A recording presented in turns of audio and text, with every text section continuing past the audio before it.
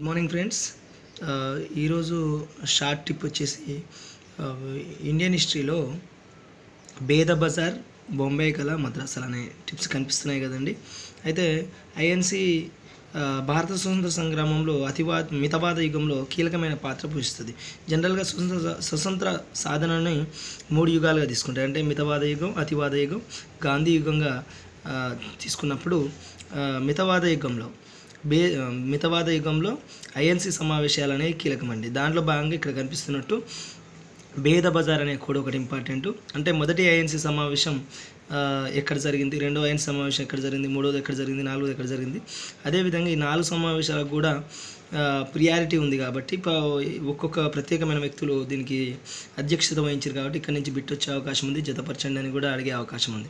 చూడండి, మొదటి ఐఎన్సి సమావేశానికి అధ్యక్షత వహించిన వ్యక్తి బెనర్జీ అండి, WC బెనర్జీ, ఉమేష్ చంద్ర బెనర్జీ. ఈయన మొట్టమొదటి ఐఎన్సి సమావేశానికి అధ్యక్షత వహించిన వ్యక్తి. దాని కిందనే వరుస క్రమంలో బొంబాయి కళ, మద్రాసులు అని కనిపిస్తుందిగా. ఆ ఒకటి కింద ఒకటి ఉంది కదా, ఇది బొంబాయి. అంటే ఇక్కడ బొంబాయిలో జరిగింది. మొదటి ఐఎన్సి సమావేశం బొంబాయిలో జరిగింది.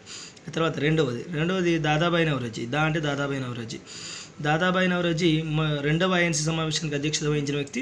అదేవిధంగా ఐఎన్సి సమావేశానికి అధ్యక్షత వహించిన మొదటి పారాశికుడు.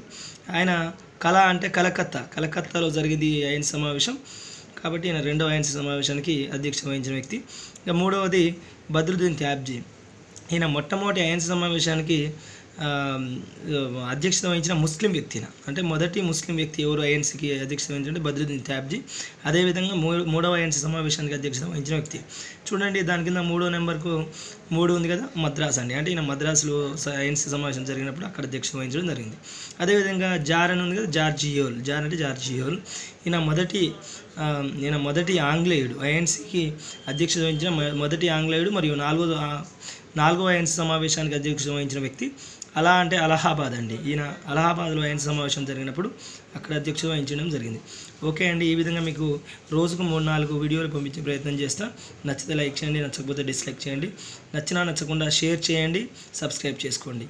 ఇంకా ఇలాంటి వీడియోస్ ముందు వీడియోలో కూడా చేయడం జరిగింది. నా ఛానల్ని చెక్ చేయండి, ఇంకా మీకు చాలా వీడియోలు లభ్యమవుతాయి. ఉంటా అండి.